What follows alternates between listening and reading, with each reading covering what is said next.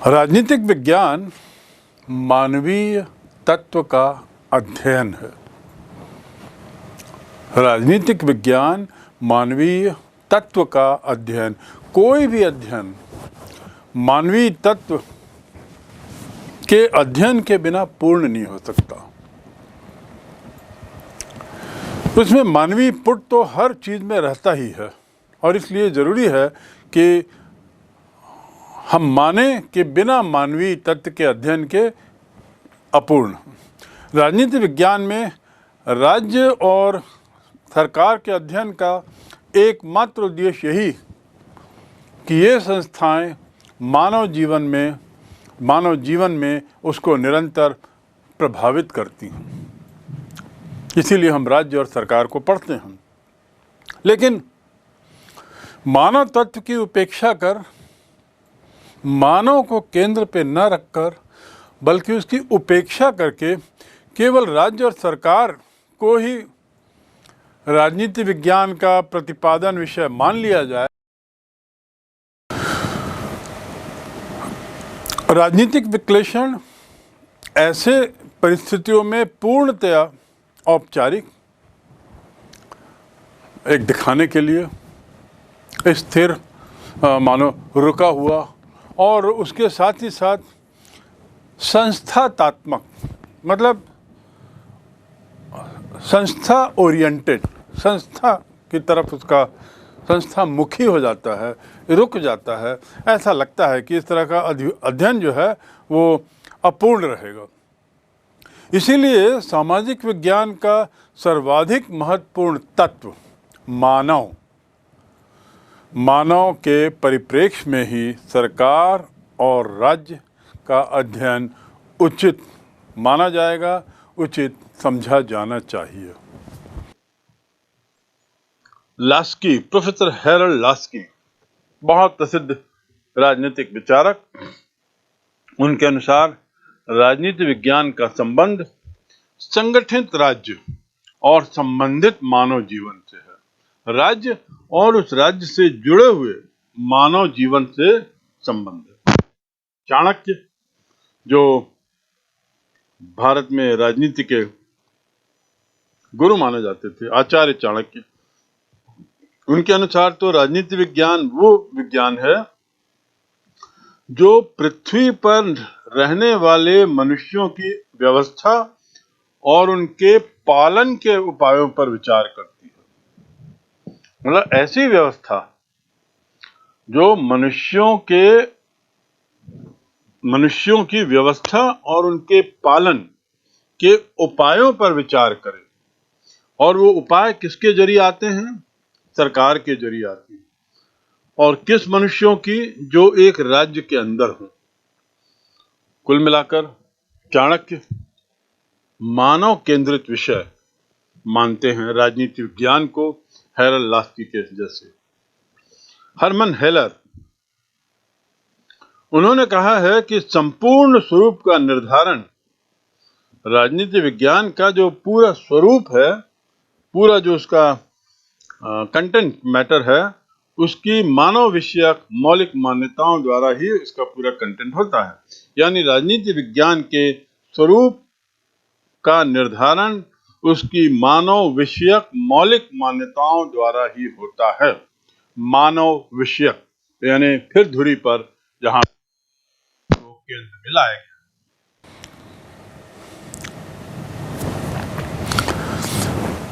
परंपरागत दृष्टिकोण पर आधारित न्याय संगत परिभाषा क्या है? ध्यान से सुनिएगा। परंपरागत दृष्टिकोण पर आधारित, आधुनिक दृष्टिकोण नहीं, परंपरागत दृष्टिकोण पर आधारित न्याय संगत परिभाषा हम किसे माने, बेहतर परिभाषा किसे माने? तो राजनीति विज्ञान समाज विज्ञान का एक अंग है और इसके अंतर्गत मानव जीवन के राजनीतिक पक्ष का और जीवन के इस पक्ष से संबंधित राज्य और सरकार का अध्ययन। विश्वास है इस परिभाषा से, परंपरागत इस परिभाषा से आप थोड़ा सहमत होंगे, जिसमें हम राजनीति विज्ञान को एक ऐसा विषय मानते हैं जिसके अंतर्गत मानव जीवन के राजनीतिक पक्ष का और जीवन के इस पक्ष से संबंधित राज्य और सरकार का से जुड़ा हुआ अन्य संगठनों के संबंधों का अध्ययन, इसे हम राजनीतिक विज्ञान की परिभाषा परंपरागत दृष्टिकोण में मान सकते हैं। बी, राजनीति विज्ञान का अर्थ और परिभाषा संबंधी आधुनिक दृष्टिकोण क्या है। अभी तक जो भी हम जिक्र करते आ रहे थे वो परंपरागत, अब हम बात करेंगे आधुनिक। आधुनिक दृष्टिकोण वो दृष्टिकोण है जो उन विचारकों, दर्शन शास्त्रियों, दार्शनिकों में सन 1945 के बाद या द्वितीय विश्व युद्ध के बाद जो पनपा, उसे हम आधुनिक दृष्टिकोण की परिभाषा दे सकते हैं।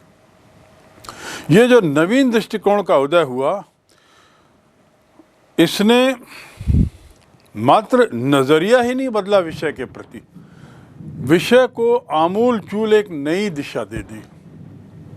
परिभाषा ही नहीं दी, इसका जो संबंध क्षेत्र है, इसका जो दायरा है, इसको भी बढ़ाया।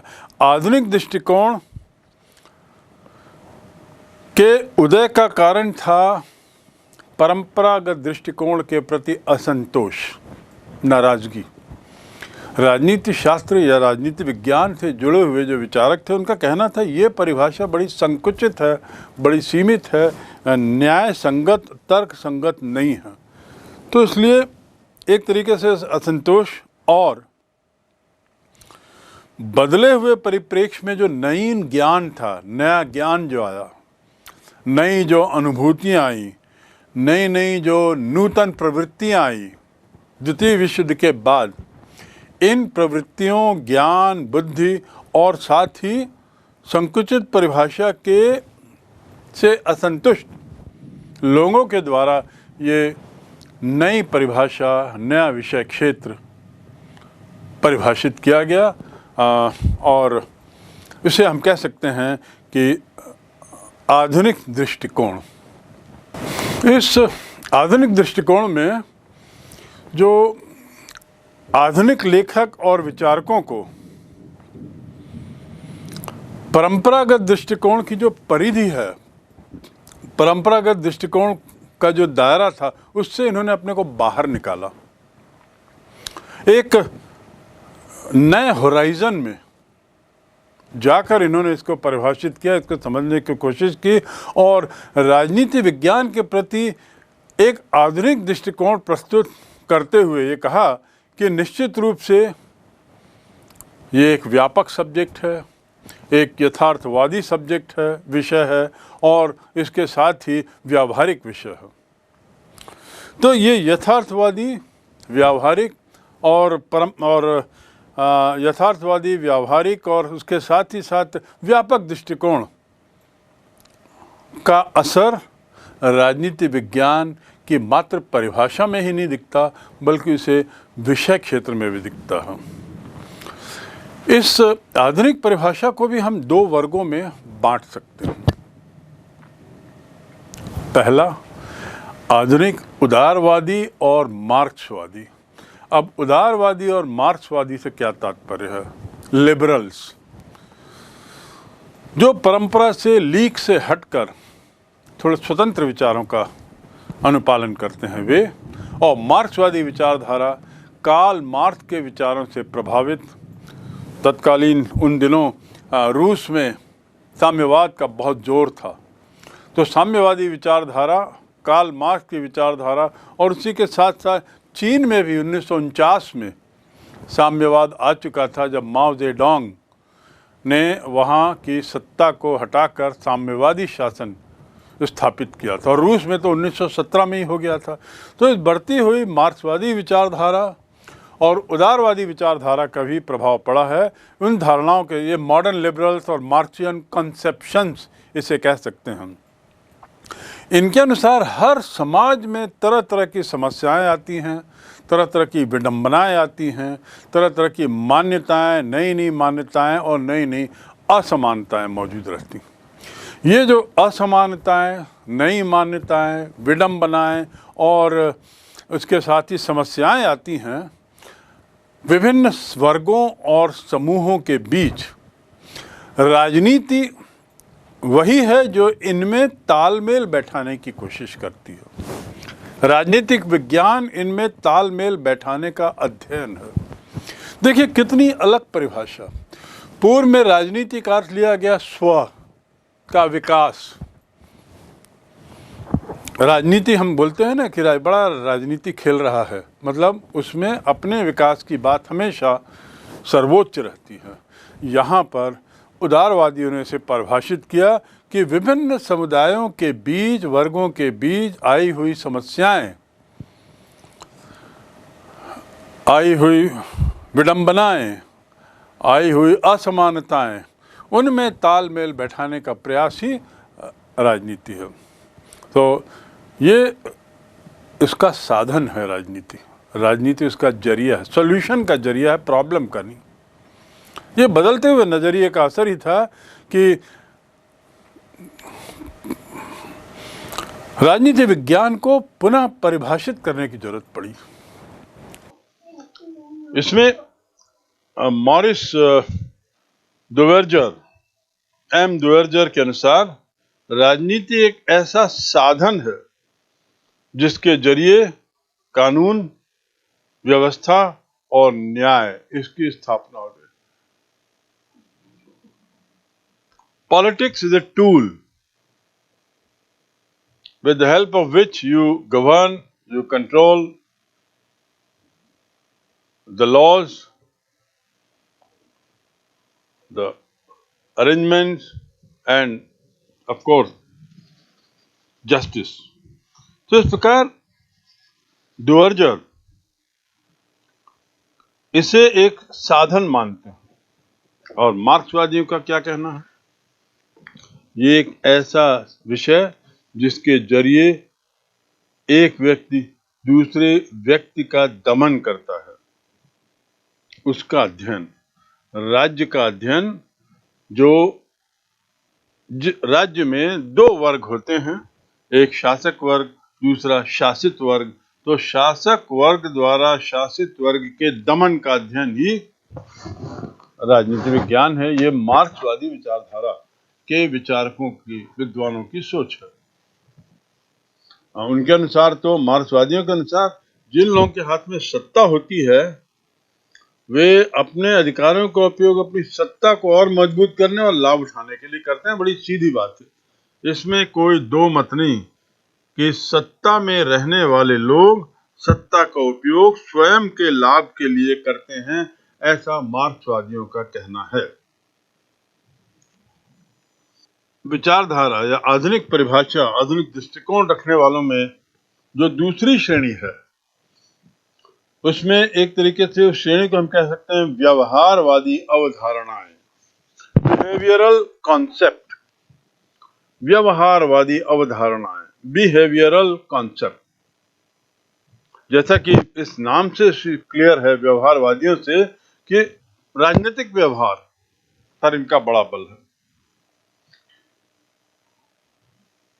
राजनीतिक व्यवहार से तात्पर्य है पॉलिटिकल बिहेवियर। कहा गया है कि राजनीतिक संस्थाओं का कानून अध्ययन ही काफी नहीं है, जानने के लिए और भी जरूरत बातें हैं, जैसे कि वास्तविक व्यवहार इनका क्या है, राजनीतिक दल, दबाव गुट यानी प्रेशर ग्रुप्स, जनमत, मतदान आचरण, मतदान आचरण और सांस्कृतिक, राजनीतिक संस्कृति कैसी है, इस पर व्यवहारवादियों का बड़ा जोर है। यानी ये मानव के व्यवहार के पक्ष को प्राथमिकता देते हैं और ऐसा करते हुए ये राजनीतिक दलों के व्यवहार, दबाव गुटों के व्यवहार, जनमत के कारण और प्रकारण निवारण और ऐसी मतदान आदि पर व्यवहार, वोटिंग पैटर्न, वोटिंग बिहेवियर, इस पर इनका बड़ा जोर रहता है।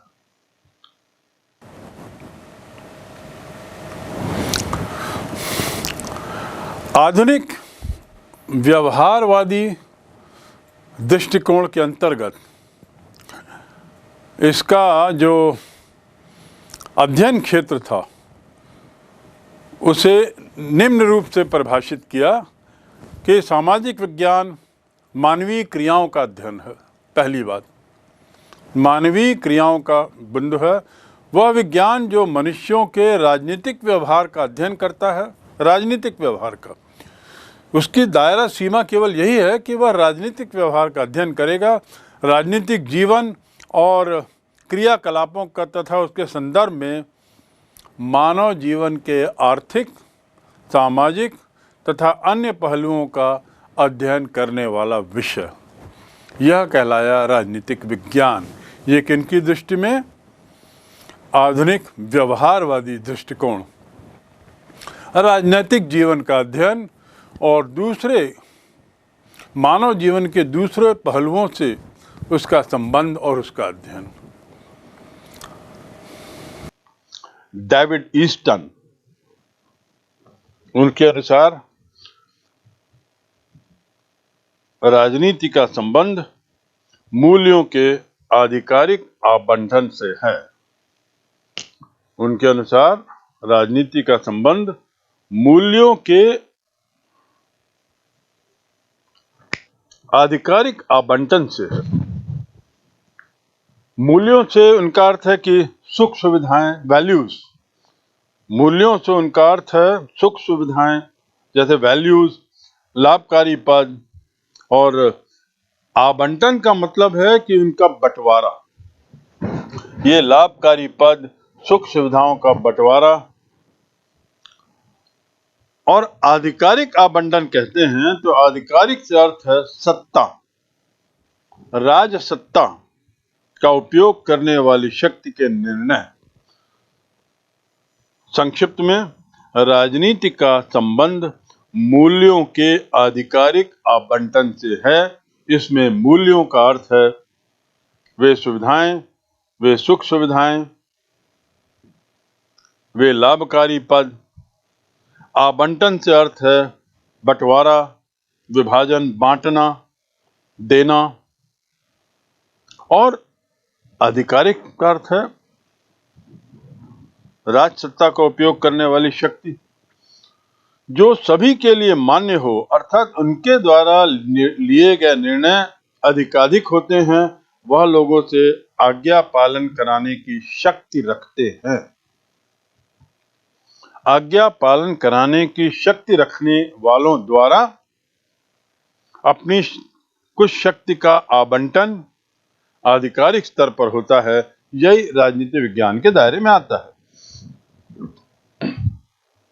तो मूल्यों का आवंटन बहुत महत्वपूर्ण है। अगला बिंदु या अगली परिभाषा, उसके अनुसार किसी ने कहा है कि ये निर्णय प्रक्रिया का अध्ययन है।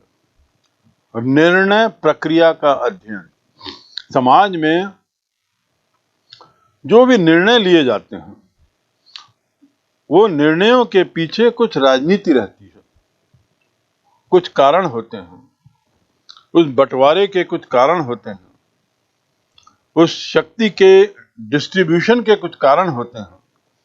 तो इस प्रकार निर्णय प्रक्रिया का अध्ययन ही राजनीति विज्ञान का दायरा है। आधुनिक राजनीति शास्त्री राजनीति विज्ञान को निर्णय प्रक्रिया और निर्णय निर्माण का भी दायरा मानते हैं। निर्णय प्रक्रिया और निर्णय निर्माण, ये दोनों से इसका गहन संबंध है राजनीति विज्ञान का। ऐसा आधुनिक विज्ञान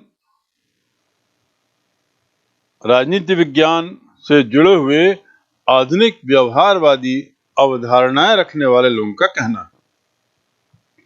हर्बर्ट साइमन, उन्होंने कहा है कि राजनीति विज्ञान निर्णय निर्माण का विज्ञान है।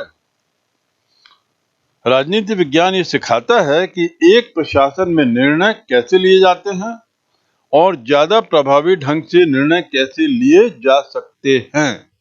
तो इस प्रकार उनके अनुसार, हर्बर्ट साइमन के अनुसार, राजनीति विज्ञान मूल रूप से निर्णय निर्माण का विज्ञान है।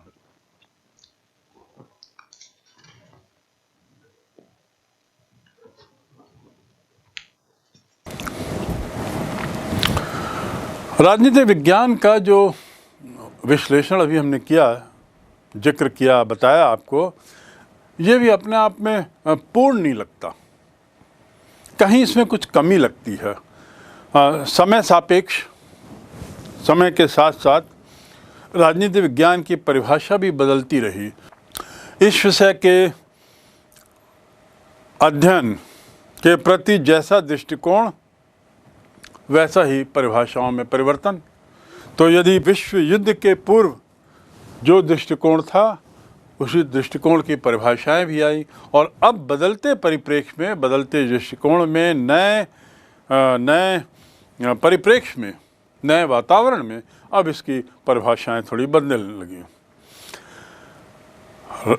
राजनीति विज्ञान की परिभाषा संबंधी परंपरागत और आधुनिक दृष्टिकोण में जो समन्वय है, ये बहुत आवश्यक हो गया। परंपरागत और आधुनिक परिभाषाओं में या परंपरागत दृष्टिकोण संबंधित विचारकों और आधुनिक दृष्टिकोण संबंधी विचारकों में समन्वय स्थापित करते हुए उसका प्रयास चल ही रहा था कि इन दोनों विचारधाराओं में कैसे सामंजस्य लाया जाए, कैसे इनकी जो दूरियां हैं इसको कम किया जाए, विषय क्षेत्र और परिभाषा संबंधी। तो उसमें पिनॉक और स्मिथ, जो बहुत प्रसिद्ध आधुनिक विचारधारा के राजनीतिक विज्ञान शास्त्री कहा जा सकता है, उन्होंने एक अलग परिभाषा दी। उनके अनुसार राजनीति विज्ञान किसी भी समाज में उन सभी शक्तियों, संस्थाओं तथा संगठनात्मक ढांचों से संबंधित जिन्हें उस समाज में सुव्यवस्था की स्थापना और संधारणा, अपने अपने सदस्यों के अन्य सामूहिक कार्यों के संपादन तथा इनके मतभेदों का समाधान करने के लिए, संपादन और समाधान करने के लिए सर्वाधिक अंतर्भावी या इंक्लूसिव कह सकते हैं, ऐसा विषय कहा जा सकता है। सर्वाधिक इंक्लूसिव, सर्वाधिक अंतर्भावी विषय। तो इस तरीके से पिनॉक स्मिथ ने इसे एक अलग तरीके से परिभाषित करने का प्रयास किया है, जिसमें उन्होंने परंपरावादी दृष्टिकोण और आधुनिक दृष्टिकोण के बीच में एक तरीके का सामंजस्य बैठाने का प्रयास किया है। संक्षेप में राजनीति विज्ञान की परिभाषा हम एक ऐसे विज्ञान के रूप में कर सकते हैं जिसमें राज्य, सरकार, राजनीतिक संस्थाओं, राजनीतिक प्रक्रियाओं, शक्ति, निर्णय प्रक्रिया और राजनीतिक व्यवस्था आदि से संबंधित मनुष्य के जीवन के राजनीतिक पहलू का अध्ययन करते हुए देखता है कि वह उसके जीवन के सभी पहलुओं को तथा अन्य पहलू उसके राजनीतिक पहलू को किस तरह प्रभावित करते हैं। अन्य पहलू उसके राजनीतिक पक्ष को और राजनीतिक पहलू उसके अन्य पक्ष को किस तरह प्रभावित करते हैं। ये सब क्रियाएं करते हुए, कौन सी? मूलतः राजनीतिक क्रियाएं, जिसमें उसने कहा है राज्य, सरकार और आदि आदि, नैतिक संस्थाएं, राजनीतिक प्रक्रियाएं आदि आदि। तो इस प्रकार ये एक बड़ी विस्तृत परिभाषा हमारे सामने है, और इतनी सारी जो अन्य परिभाषाएं दी गई हैं, हर व्यक्ति अपने तरीके से परिभाषित किया है। हम समझ सकते हैं कि ये एक परिभाषा सही बैठती है।